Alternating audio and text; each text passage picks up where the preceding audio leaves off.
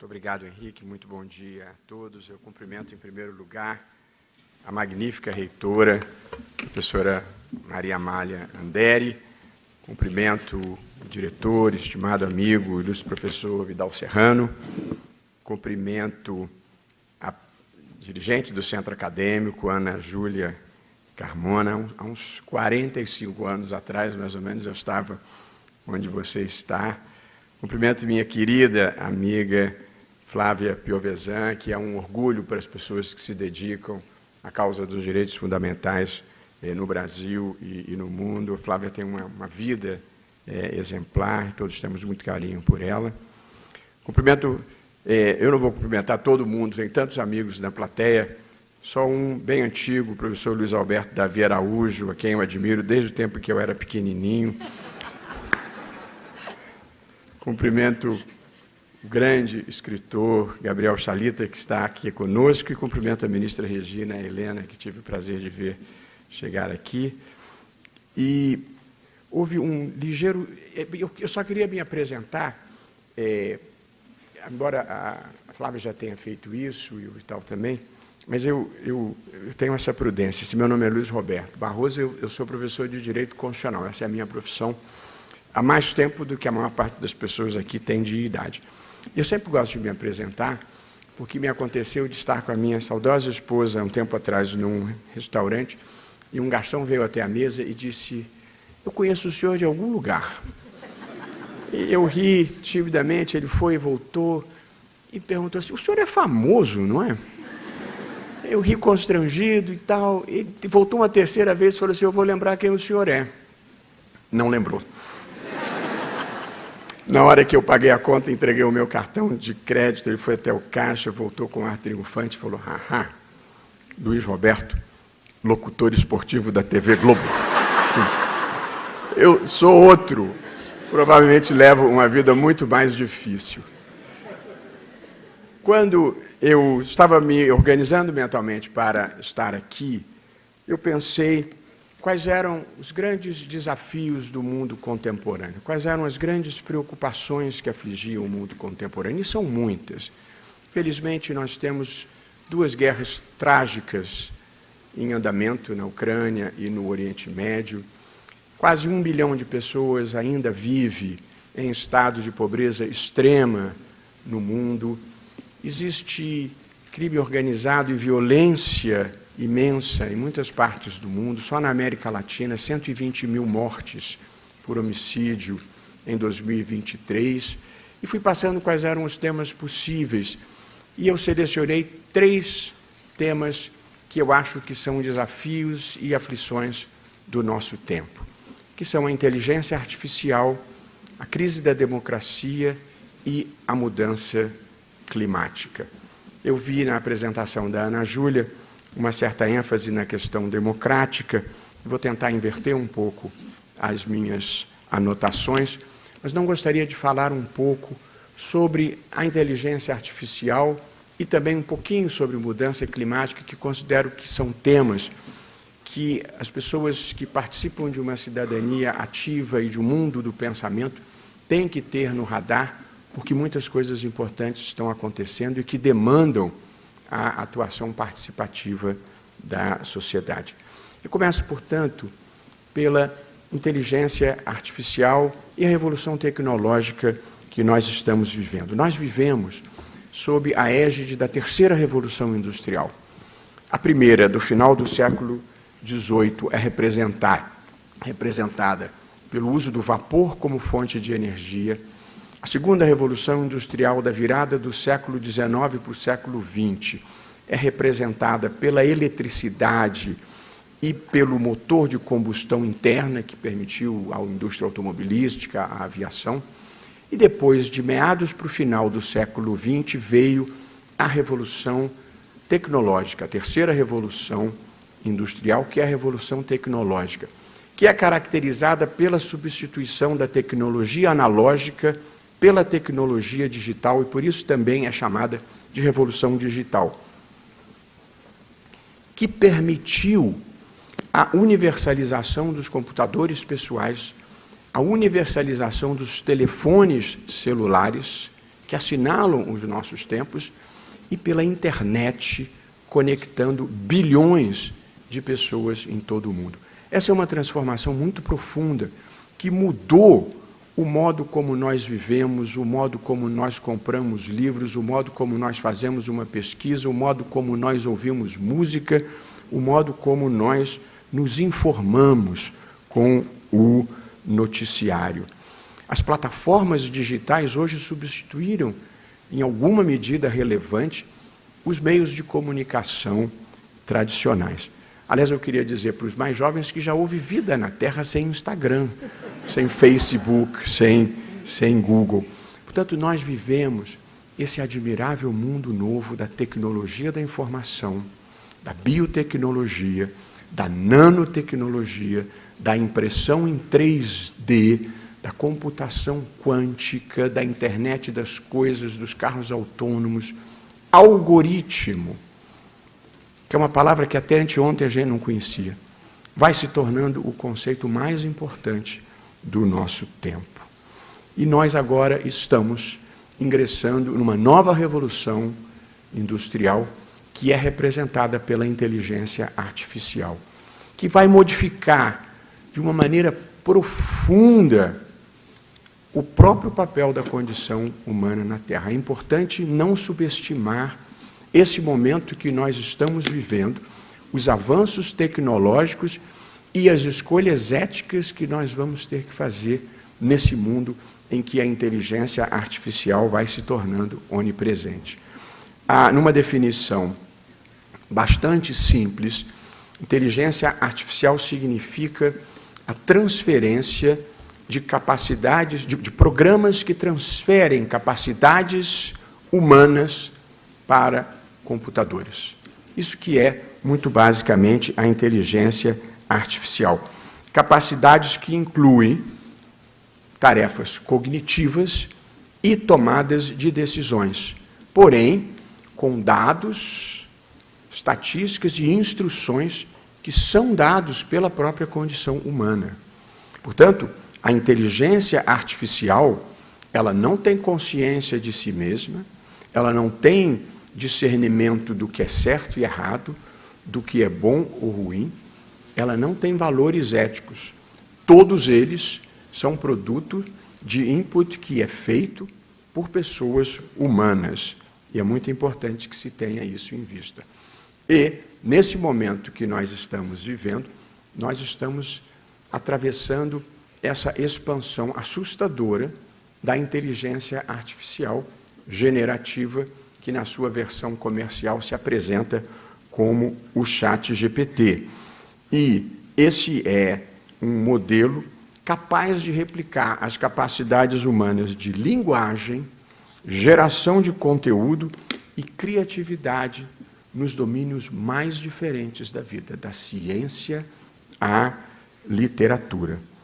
Há quem compare a importância da inteligência artificial generativa à criação da prensa por tipos móveis feitos por Gutenberg em 1455, e o impacto sobre o conhecimento que ela produziu, inclusive abrindo caminho para o iluminismo, para o surgimento de um novo tempo na história da humanidade, marcado pelo iluminismo, significando razão, ciência, humanismo e crença no progresso social.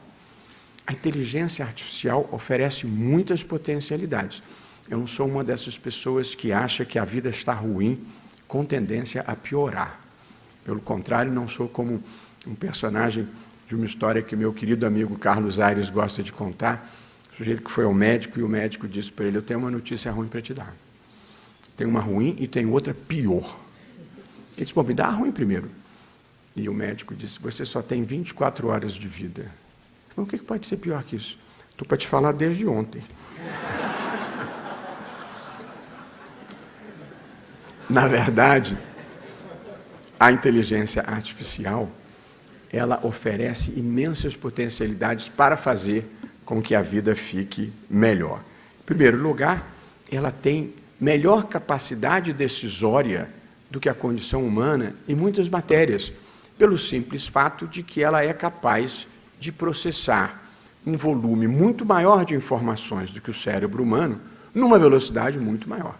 E, portanto, para muitas tarefas, a inteligência artificial vai poder tomar decisões de uma forma mais eficiente do que a condição. Recentemente, dizia que se uma jovem ou um jovem tiver 2 pretendentes e estiver em dúvida, a inteligência artificial é capaz de tomar a decisão melhor do que o próprio interessado, apenas cruzando as informações que já tem sobre pretendentes e pretendidos.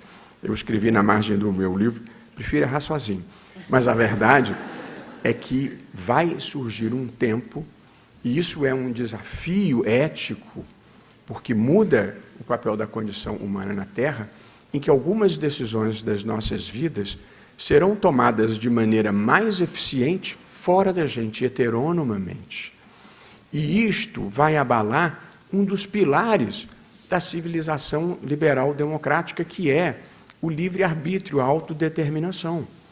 Cada um faz as suas escolhas existenciais no exercício da sua autonomia individual. Esse é o grande pilar da vida livre, da vida democrática. A partir do momento em que as principais decisões das nossas vidas sejam tomadas fora da gente, vai haver uma mudança substancial na maneira como se vive na face da Terra.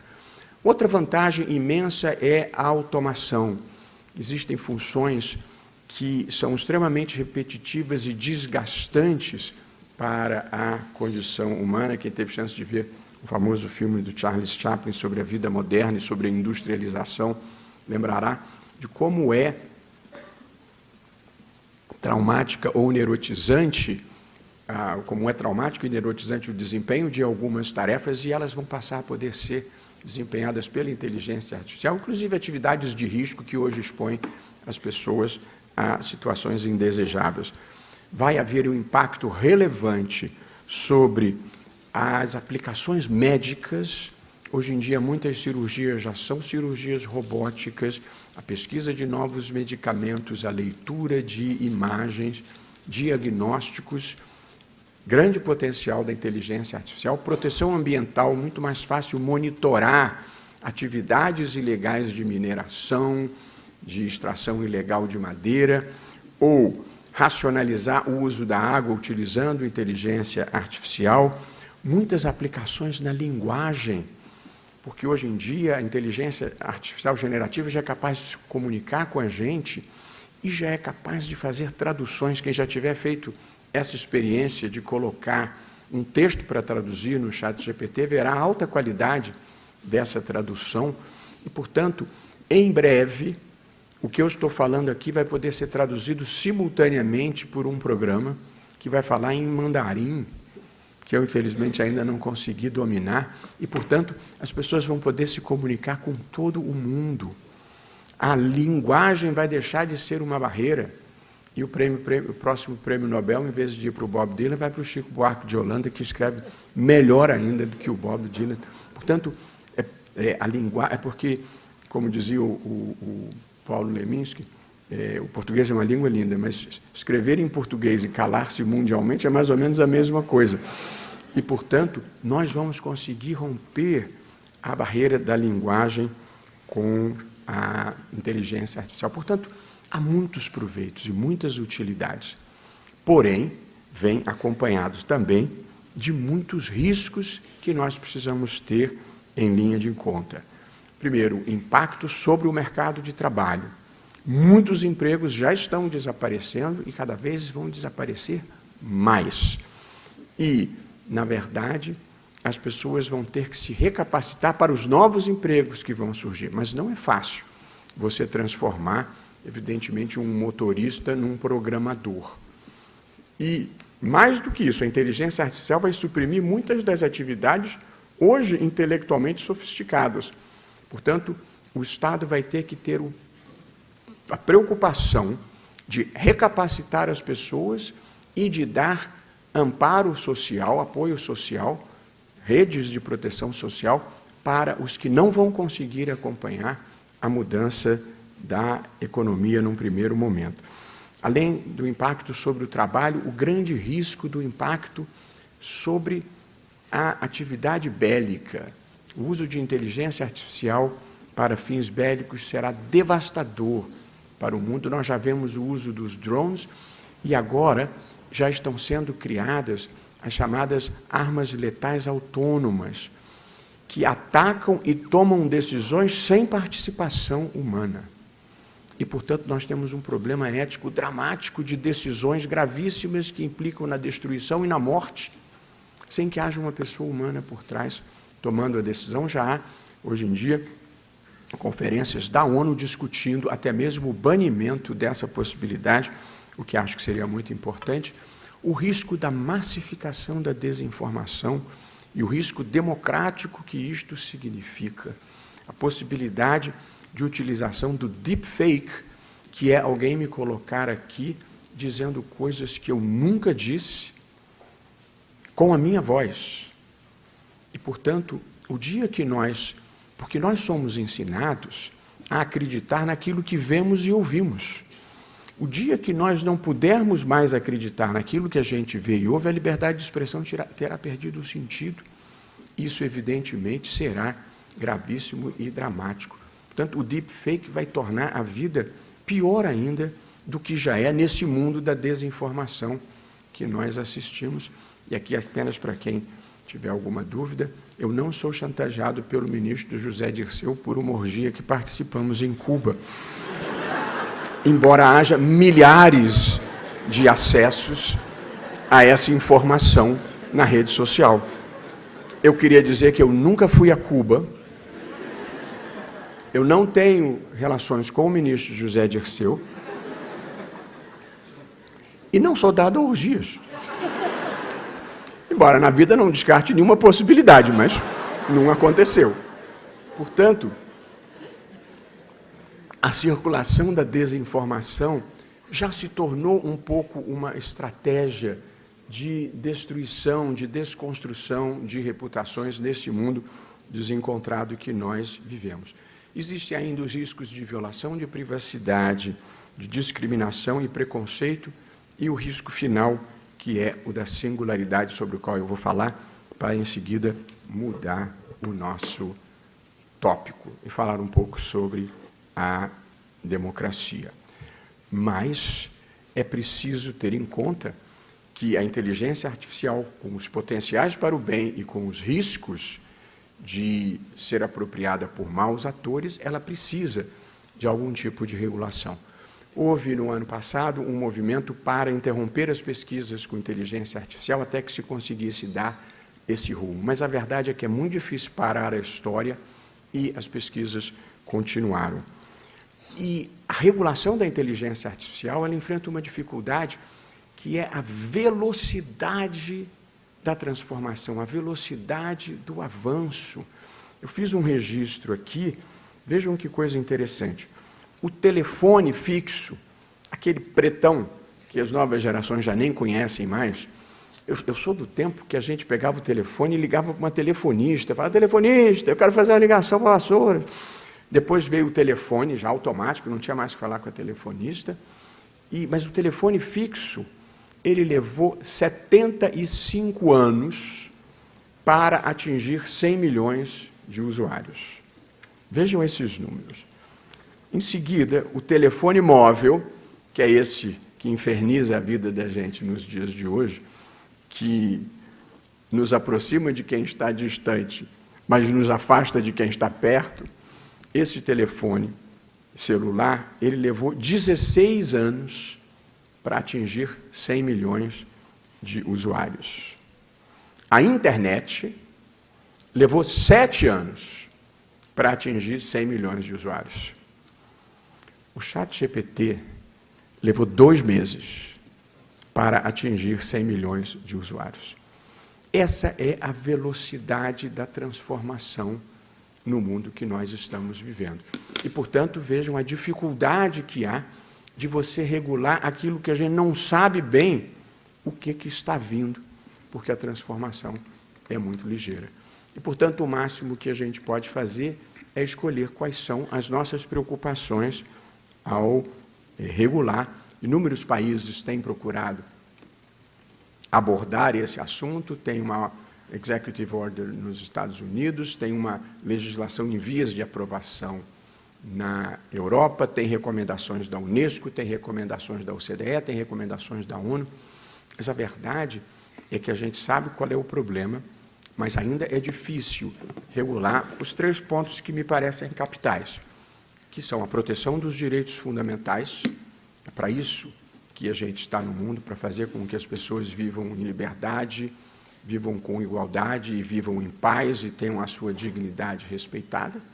Em segundo lugar, para a proteção da democracia, porque ainda não inventaram uma forma melhor de governar as pessoas, e regras básicas de governança para a própria internet, para assegurar transparência, controle humano da tecnologia e minimizar os riscos desse último problema que eu vou falar, que é o da singularidade. Singularidade é o apelido que se dá para o risco, tratado na ficção científica, de os computadores tomarem conta, de eles ganharem consciência de si mesmos. Como eu disse no início, os programas dos computadores, eles fazem o que mandam, eles não têm vontade própria, eles não têm consciência. Um computador jamais dirá, no estágio atual, penso, logo consciência. E o risco é muito grande, porque se eles adquirirem consciência e vontade própria, com a quantidade de informações e com a velocidade que conseguem processar as informações, eles é que vão tomar conta. Uma luz amarela se acendeu na humanidade quando aconteceu um episódio que é referido na literatura mais recente. Como todo mundo já ouviu falar, ensinaram um computador a jogar xadrez. Alimentaram ele com todas as aberturas possíveis e com uma grande quantidade de jogadas, e ele, computador, conseguiu ganhar algumas partidas do grande mestre Kasparov.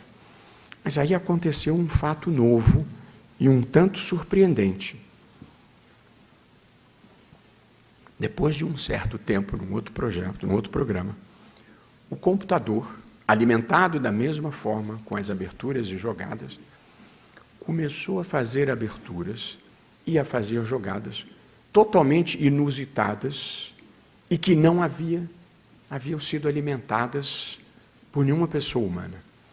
Ele, por um processo de aprendizado de máquina, machine learning, ele começou a ter ideias próprias e a fazer jogadas próprias, originais, e a ganhar os jogos. Portanto, isso demonstrou uma certa capacidade dos computadores de irem além daquilo que forem programados e terem iniciativa própria.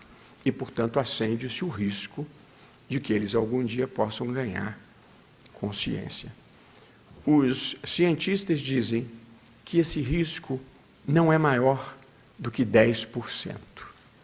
E aí eu fiquei relativamente tranquilo, e 10% afinal não é tão grande assim. Mas aí eu li um texto do Yuval Noah Harari, que tinha 2 observações que me chamaram a atenção. A primeira era: você entraria num avião se o engenheiro que o projetou dissesse que tem 10% de chance dele cair?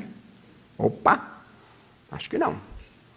E a segunda observação, que também me chamou muita atenção, é: a inteligência artificial generativa já hackeou o sistema operacional da cultura humana, que é a comunicação.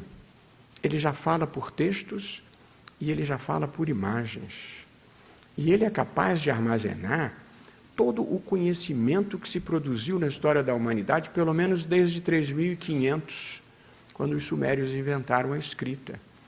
Portanto, com a capacidade de acumular todo o conhecimento já produzido, com grande velocidade com que ele processa a informação, e a capacidade de processar mais informação do que o cérebro humano, nós poderemos viver um mundo em que a arte, a filosofia, a literatura passe a ser produzida também por inteligência artificial e a gente já não consiga mais nem distinguir o que é o quê.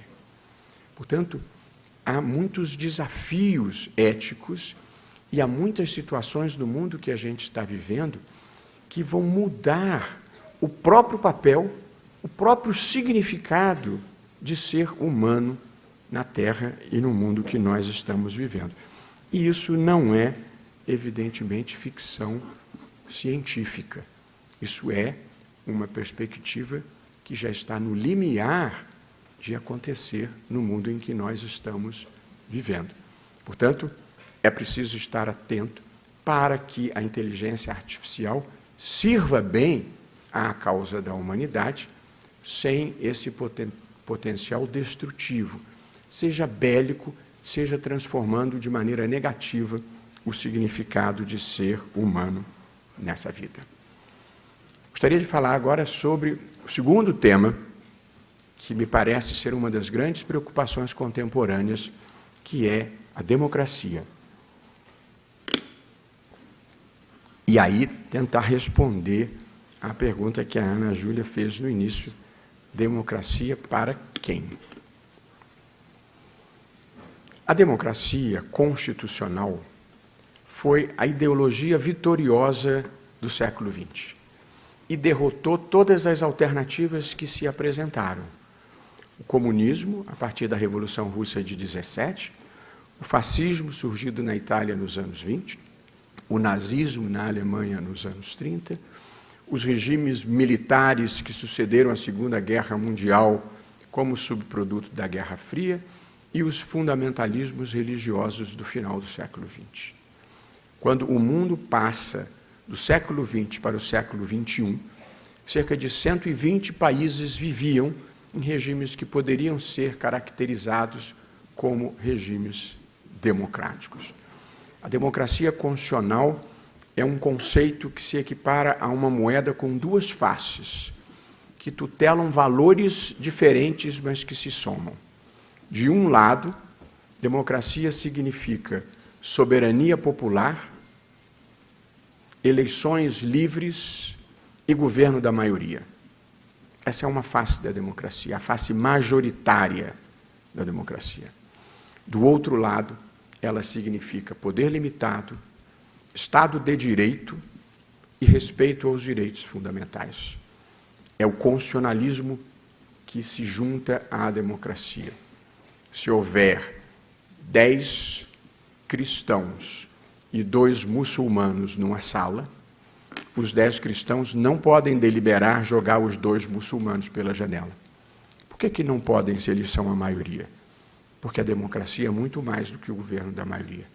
É o governo da maioria, respeitadas as regras do jogo e os direitos fundamentais de todas as pessoas. Embora a democracia tenha sido a ideologia vitoriosa do século XX, alguma coisa parece não estar indo bem nos dias atuais, em muitas partes do mundo, num quadro que os autores têm identificado como recessão democrática, retrocesso democrático, autoritarismo competitivo, democracia liberal, legalismo autoritário, em meio a muitos outros termos utilizados para identificar processos históricos como os acontecidos na Hungria, na Polônia, que agora se recupera, na Turquia, nas Filipinas, na Venezuela, na Nicarágua, na Rússia. Processos eletivos autoritários que minimizam a participação popular, violam direitos fundamentais e vulneram as regras do jogo que possam ser consideradas verdadeiramente democráticas. E mesmo as democracias mais estáveis, como o Reino Unido, como os Estados Unidos, sofreram os abalos desse descrédito em relação às instituições democráticas. O que está acontecendo no mundo, portanto, que vem enfraquecendo a democracia?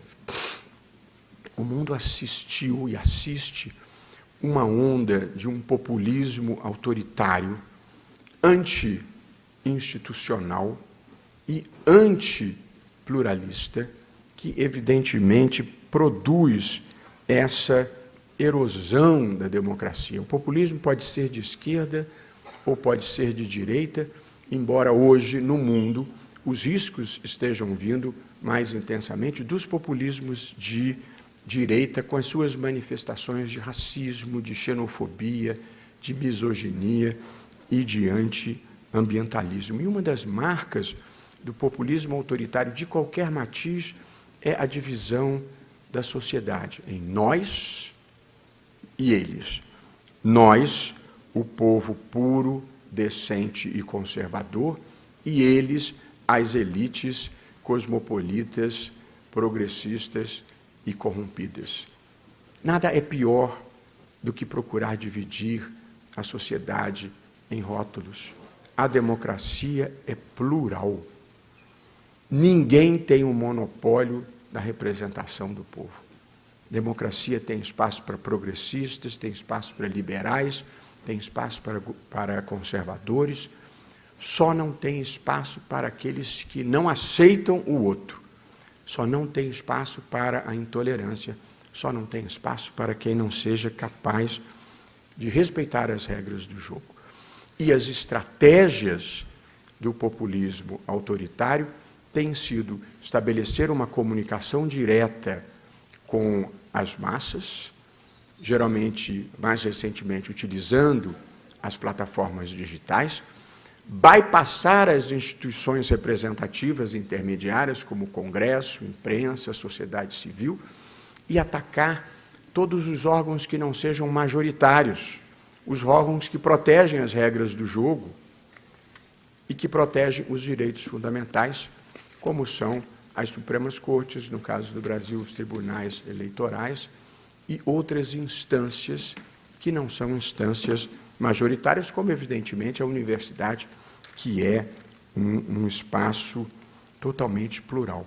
E, portanto, se olharmos os processos históricos da Hungria, da Polônia, da Hungria, em relação às Supremas Cortes, cujo papel é limitar o poder em nome da Constituição, o esforço foi de ou fechamento, como aconteceu na Rússia, ou captura das Supremas Cortes e povoando-as com juízes submissos que passam a ser linhas auxiliares do poder.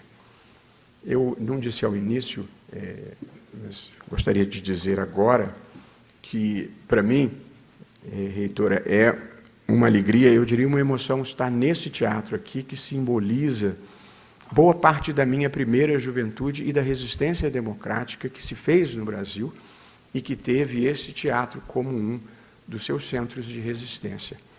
Eu despertei para a vida adulta aí aos 16 anos, 17 anos, por um episódio que aconteceu aqui em São Paulo, ainda não aqui na PUC. O da PUC foi em 77. Esse episódio que eu vou contar aconteceu em 1975, que foi a morte do jornalista Vladimir Herzog, no comando do 2º Exército, aqui em São Paulo. Esse foi um episódio emblemático na minha vida, porque eu diria que foi o início da minha vida adulta e o início da minha preocupação e do meu esforço de compreensão do Brasil. A imprensa estava sob censura naquela época. Mas eu comecei a ler jornais. Já havia um jornal no Rio chamado Jornal do Brasil. Eu sou tão antigo que o Jornal do Brasil ainda existia. E aí veio a notícia de que o jornalista Vladimir Herzog, da TV Cultura, havia se suicidado nas dependências do 2º Exército em São Paulo, que ele havia se apresentado espontaneamente naquele órgão e depois tinha amanhecido enforcado, e pouco depois veio a foto, é uma foto muito impressionante, ele enforcado com o cinto da roupa de presidiário. Eu li aquela notícia e registrei. No dia seguinte, veio a notícia de que ele havia sido enterrado. O Vladimir Herzog era judeu. Eu sou filho de mãe judia, e pai católico. Cresci nas duas tradições. Desde o começo da minha vida foi plural.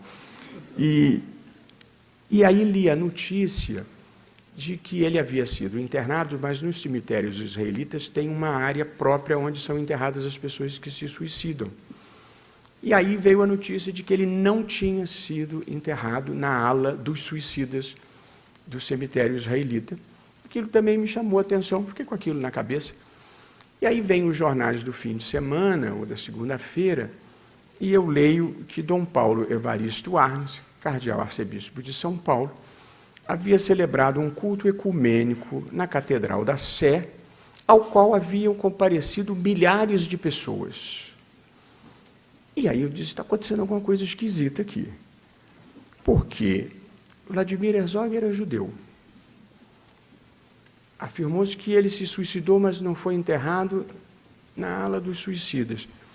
O chefe da Igreja Católica faz um culto ecumênico para um jornalista judeu e comparecem milhares de pessoas. Tem alguma coisa que eu não estou compreendendo acontecendo aqui. E aí fui me interessar em descobrir. Havia jornais alternativos naquela época que começavam a sair. Eles duravam pouco, Opinião, Movimento.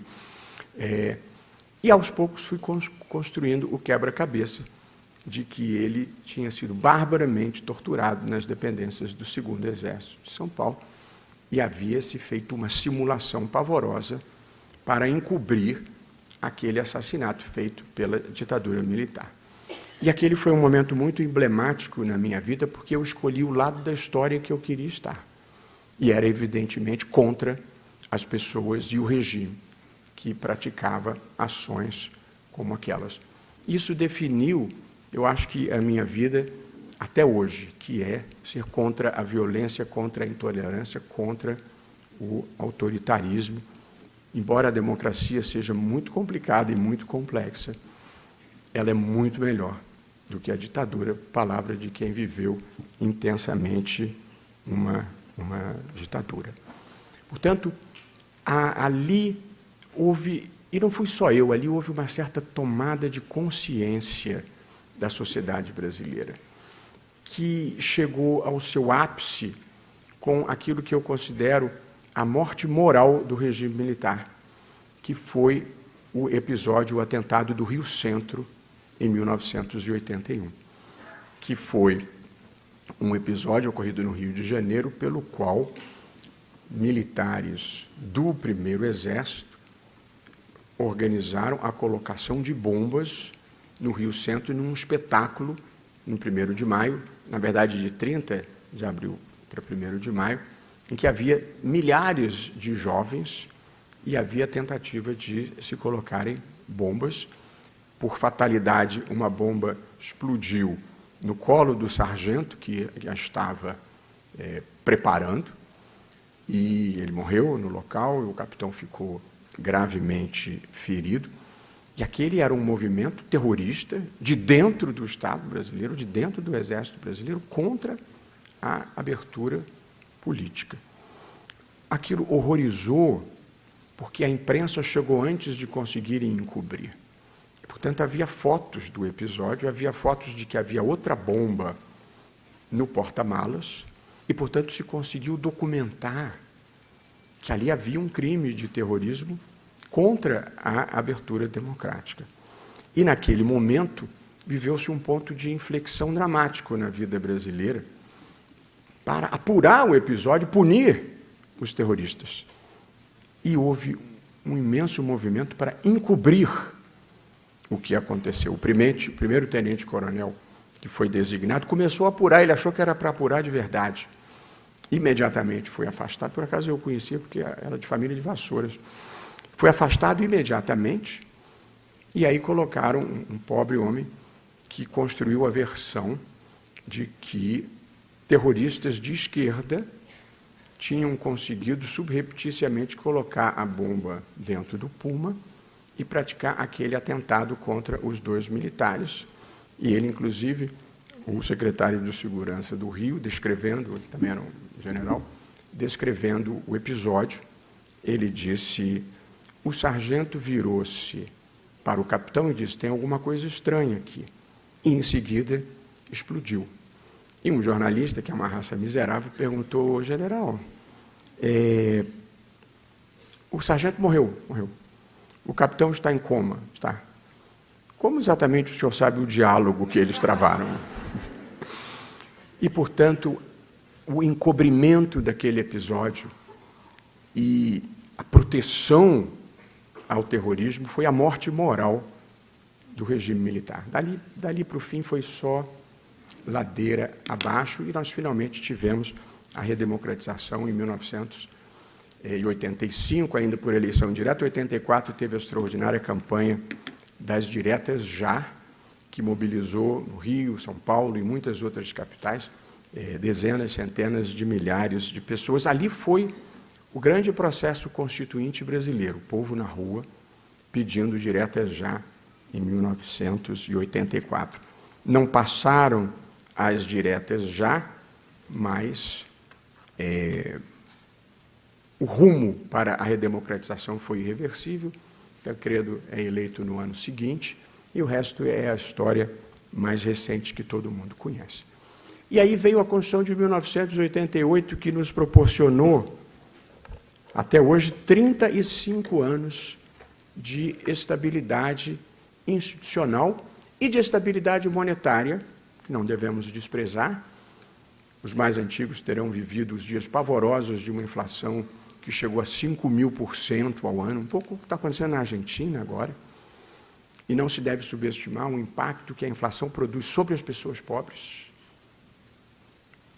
Estabilidade monetária, responsabilidade fiscal, ao contrário do que se supõe, é uma causa progressista, porque protege pobres. Endividamento aumenta juros. Quem precisa de crédito é pobre. Quando você gasta muito mais do que arrecada repetidamente, ou você tem que tomar dinheiro emprestado e os juros vão subindo, ou você tem que imprimir dinheiro e provocar inflação. Portanto, quando alguém se queixa dos juros, com razão, tem que lembrar que os juros têm uma causa antecedente, que é o gasto além das possibilidades do erário. Mas, sob a Constituição de 88, tivemos estabilidade institucional, estabilidade monetária e grande inclusão social. O Brasil cumpriu as metas de desenvolvimento do milênio, não as atuais do desenvolvimento sustentável, muito antes de erradicar os maiores bolsões de pobreza. Ainda temos, e vou falar sobre isso em um minuto, mas nós cumprimos muitas metas, de modo que, sob a democracia, nós tivemos estabilidade institucional, estabilidade monetária, inclusão social e avanços nos direitos fundamentais de mulheres, de negros, de gays, de indígenas, de pessoas com deficiência.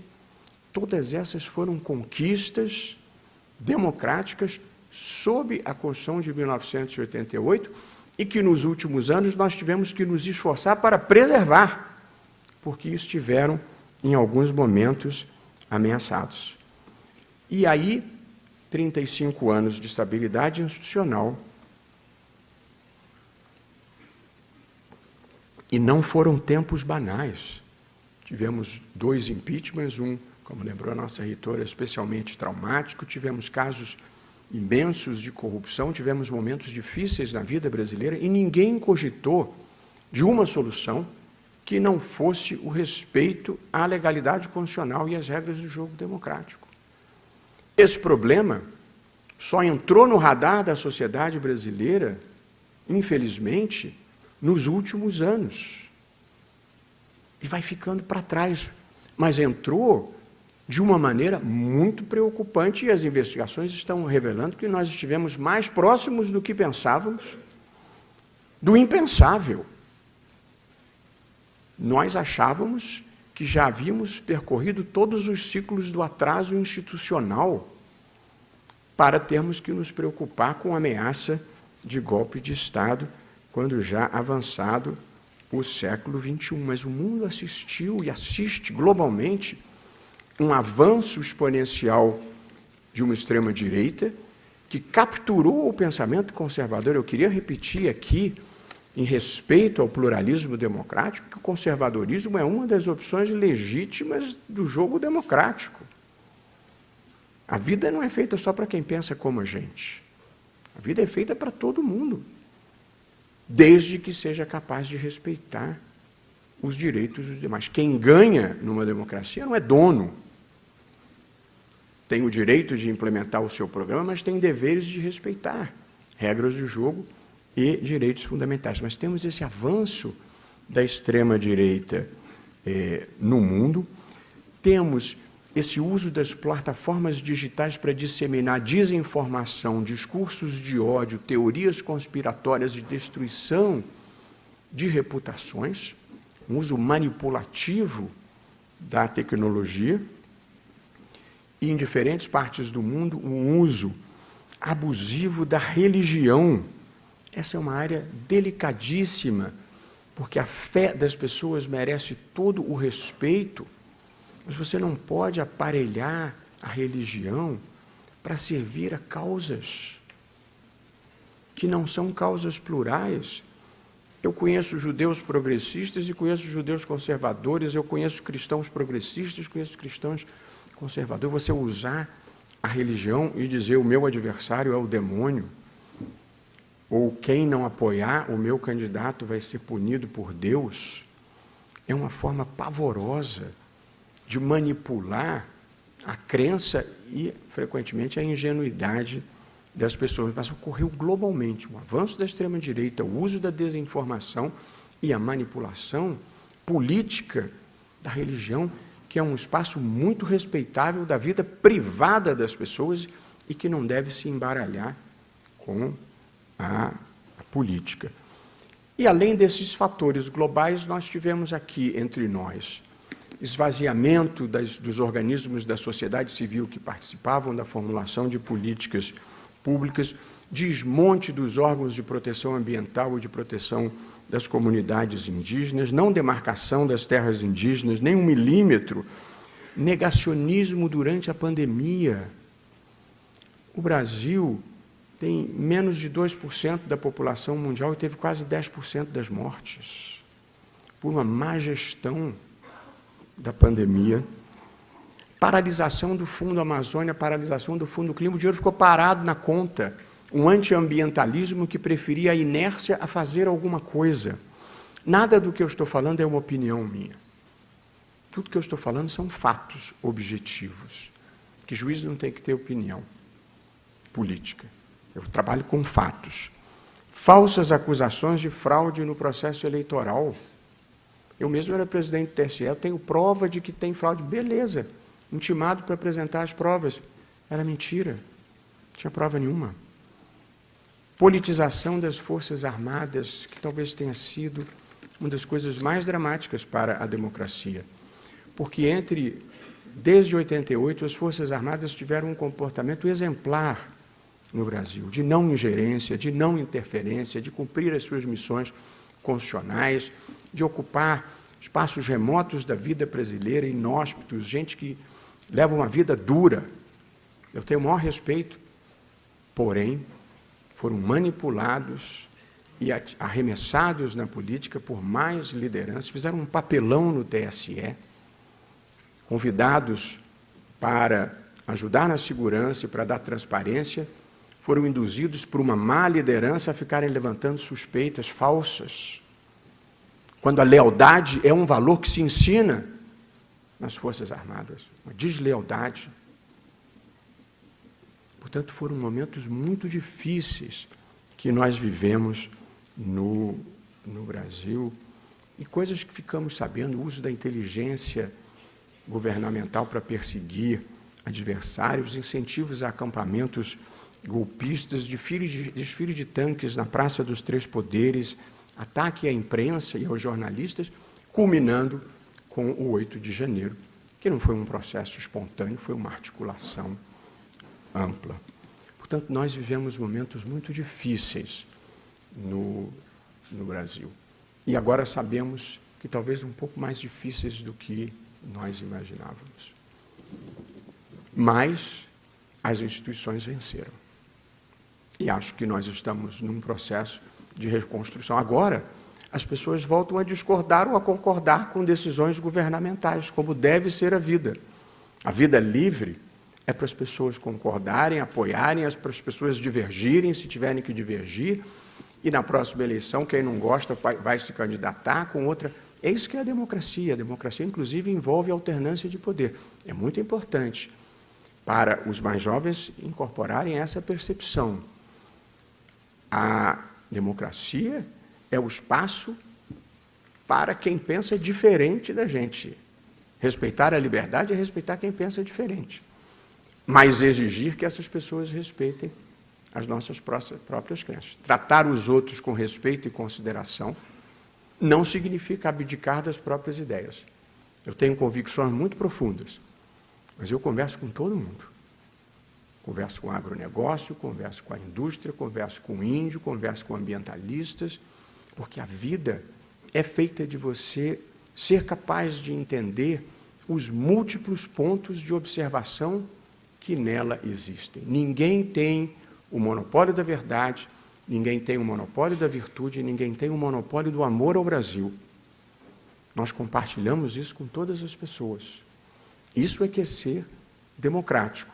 Depois de ser democrático, aí a gente pode escolher a preferência política que a gente tem.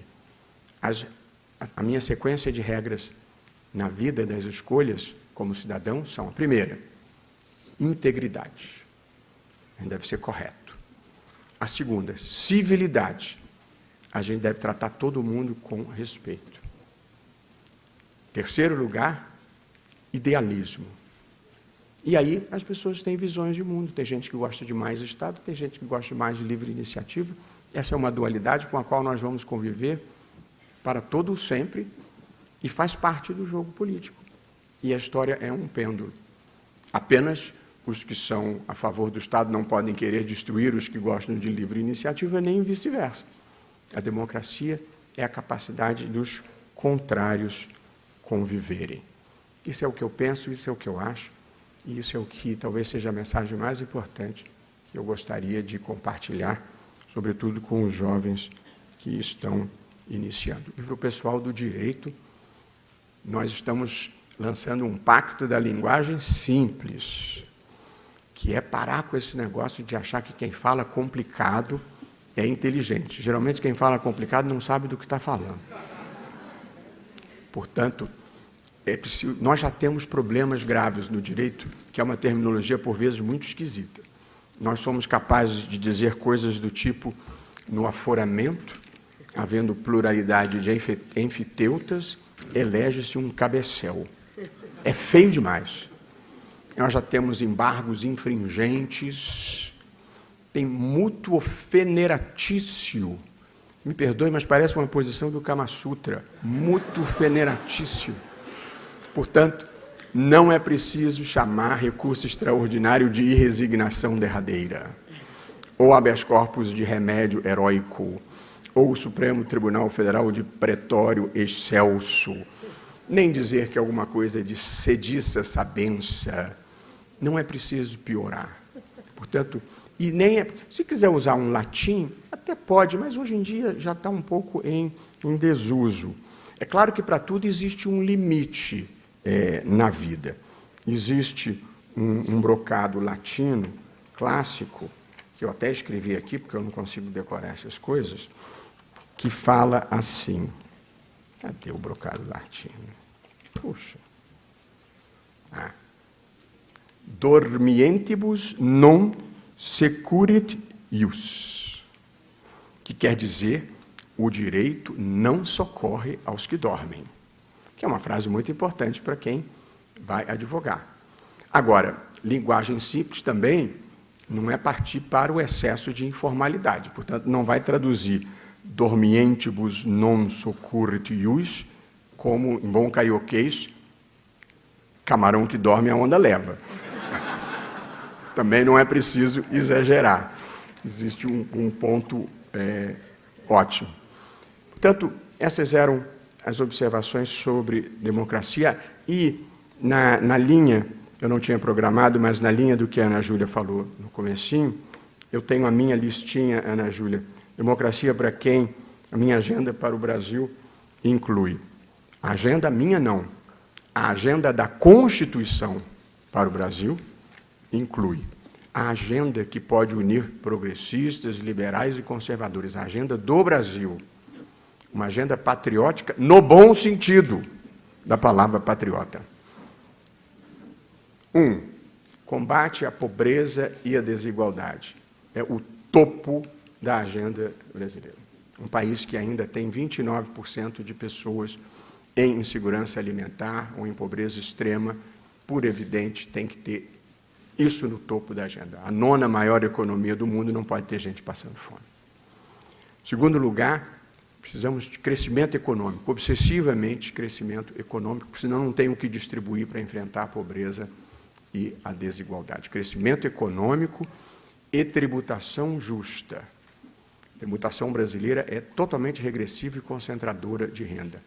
Não é uma tributação extorsiva, é apenas uma tributação justa.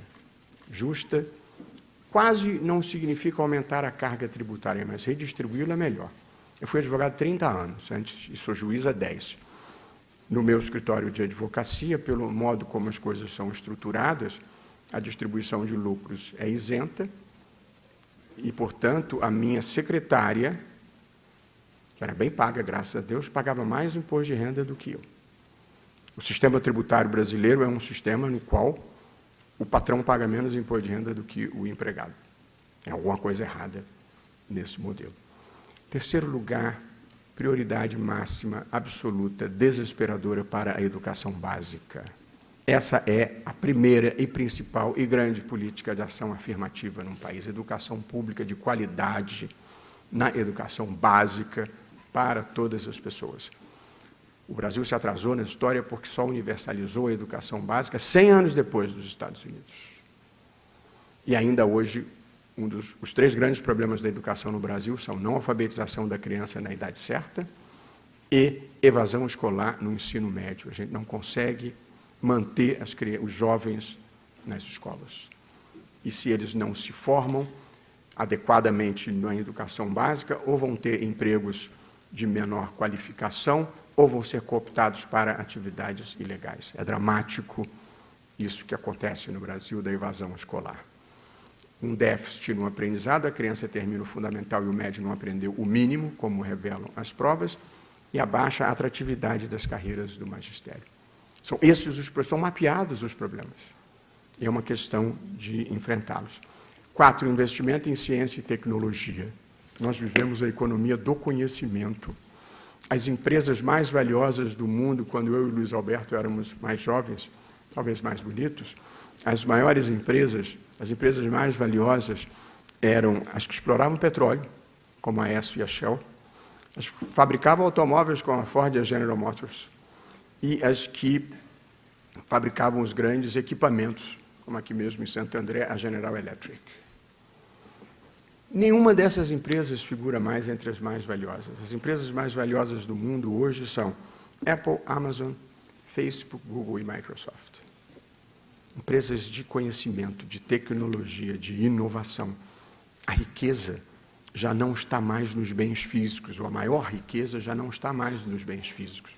E, portanto, nós temos que investir em ciência e tecnologia. Outro item da minha agenda para o Brasil está na Constituição: segurança pública. A violência e a criminalidade estão, em alguma medida, associadas à pobreza? Sim. Em alguma medida associadas à desigualdade? Sim. Em alguma medida associadas à desastrosa política de drogas que se pratica no país? Sim. Mas não só. As pessoas precisam de segurança pública. As pessoas precisam viver em paz. As pessoas precisam andar na rua sossegadas. E, ao contrário do que muitas vezes se imagina, pobre também precisa de segurança pública. E, portanto, o crime organizado cresceu imensamente no Brasil, a criminalidade comum cresceu imensamente no Brasil, a criminalidade institucionalizada, que é essa de dentro do Estado, nós ainda não nos livramos inteiramente, e, portanto, segurança pública faz parte de uma agenda progressista, mas progressista não sou eu, é a Constituição, que é uma Constituição iluminista, porque o constitucionalismo é produto do iluminismo. Saneamento básico está na Constituição, é a principal política pública de saúde. Habitação popular, as pessoas precisam morar com dignidade, para viverem com dignidade, florescerem. Ninguém floresce na sujeira, na falta de esgoto. E, também na Constituição, o Brasil precisa ser a grande liderança ambiental do mundo. O Brasil tem energia limpa. A energia no Brasil é predominantemente hidráulica. O Brasil é um exemplo para o mundo, tem sorte da natureza favorecer. Mas a energia no Brasil é limpa, no geral, mais de 50%. A energia elétrica é, proporcionalmente, a mais importante no Brasil, limpa.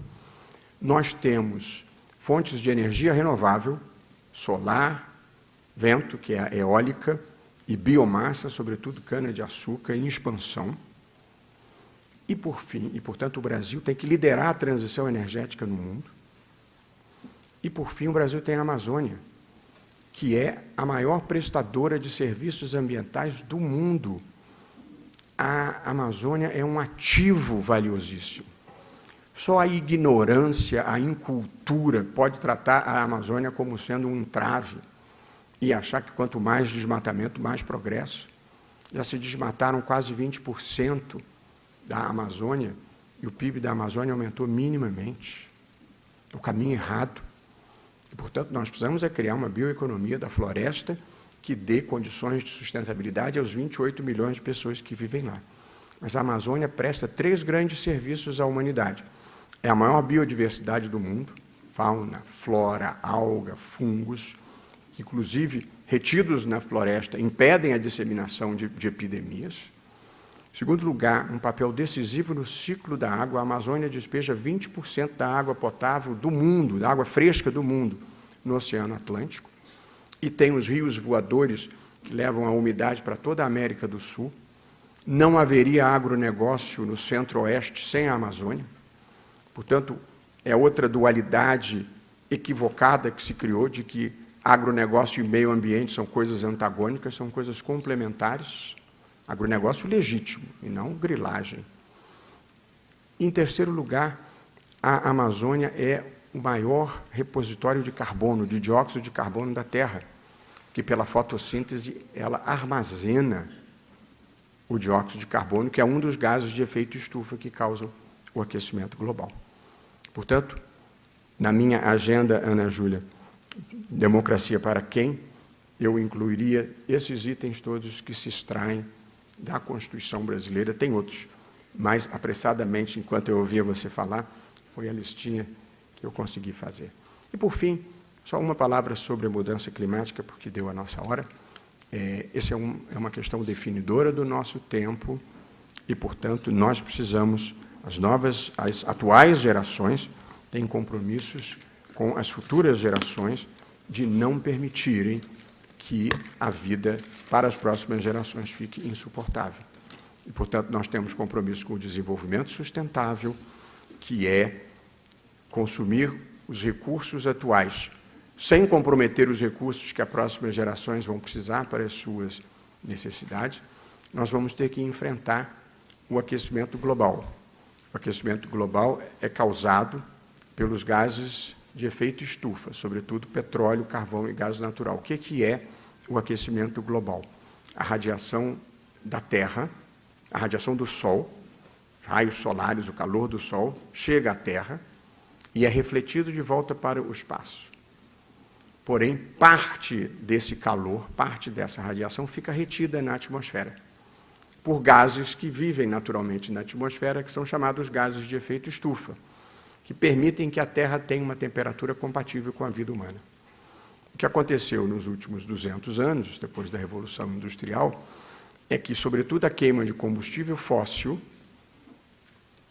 petróleo, gás natural e carvão, essa queima aumentou imensamente a quantidade de gases de efeito estufa que tem na atmosfera e, portanto, aumentou exponencialmente a quantidade de calor. E é isso que provoca o aquecimento global. E é por isso que é importante uma transição energética para sair dos combustíveis fósseis e partir para os combustíveis renováveis. Portanto, nós precisamos investir nessa transição e termos compromissos com as próximas gerações. O Brasil, no ano passado, em outubro, deu um passo importante, reajustou pelo Acordo de Paris, que é um dos acordos ambientais importantes, cada país se compromete a uma redução das emissões. E o Brasil se comprometeu a reduzir até 25 48% das suas emissões até 2030, 53%, e, muito importante, se comprometeu, e isso a gente tem que conseguir, desmatamento líquido da Amazônia até desmatamento líquido zero da Amazônia até 2030. Desmatamento líquido significa que existe alguma quantidade inevitável, mas você compensa reflorestando e replantando. Eu li, certa vez, que George Washington fez o menor discurso de posse na presidência dos Estados Unidos, com 130 palavras, e que William Herschel fez o maior discurso de posse, com mais de 8.000 palavras pronunciadas numa noite fria e de tempestade em Washington, onde as posses são no inverno e ao tempo. William Herschel morreu 30 dias depois de uma pneumonia gravíssima que ele contraiu naquela noite. E eu considero, querida Flávia, que essa é a maldição que recai sobre os oradores que falam além do seu tempo. Portanto, está completando 1 hora, foi o tempo que eu mesmo me propus para conversar com todos. Eu, portanto, apenas enuncio as minhas conclusões. A crise da democracia em diferentes partes do mundo se deve a muitas razões políticas, sociais e mesmo identitárias. Mas, e aí é preciso ter isso em conta, mas o populismo autoritário, ele cresce também pelos desvãos da democracia, pela frustração que a democracia provoca nos que se sentem excluídos, pelas promessas não cumpridas de prosperidade e igualdade de oportunidade para todos. E, portanto, a democracia precisa cumprir esses compromissos e, em alguma medida, se reinventar. Minha segunda conclusão: a mudança climática e o aquecimento global não são questões abstratas. Todas as pesquisas documentam que é a atuação do homem que está produzindo uma degradação do planeta que pode comprometer a vida na Terra e comprometer a qualidade de vida das próximas gerações. Nós temos o dever moral para com os nossos filhos e os nossos netos de equacionarmos esse problema. E, no topo das prioridades de um país como o Brasil, deve estar a transição energética para energias renováveis. Eu repito, o Brasil tem que... Hoje, nós não temos condições de sermos uma grande liderança tecnológica. Nós não temos condições de sermos uma grande liderança industrial. Acho que a gente deve perseguir isso, mas hoje nós não temos condições. Mas para ser uma grande liderança ambiental, nós temos condições.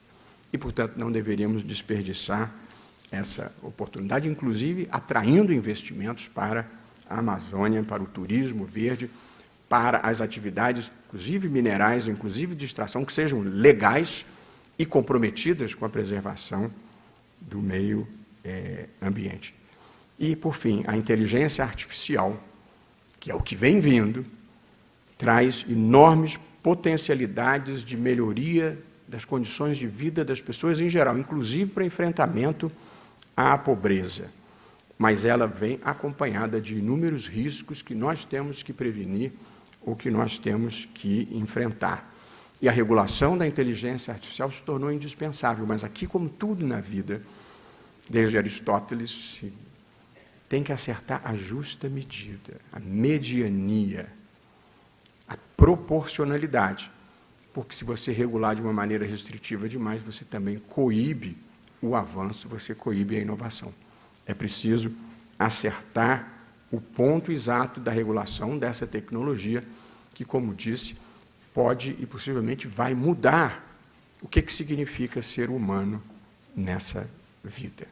Mas eu queria encerrar dizendo o seguinte: a despeito de todas as modernidades, de todas as transformações, os valores existenciais que devem nortear a vida boa não é uma vida de flores ou não, a vida boa é uma vida ética, uma vida produtiva, uma vida em que as pessoas floresçam e sejam felizes. A despeito de todas as modernidades, os valores que devem nortear a vida boa e que bem se ensinam aqui na PUC são os mesmos de sempre, valores eternos. o bem, a justiça e a dignidade humana. Muitíssimo obrigado.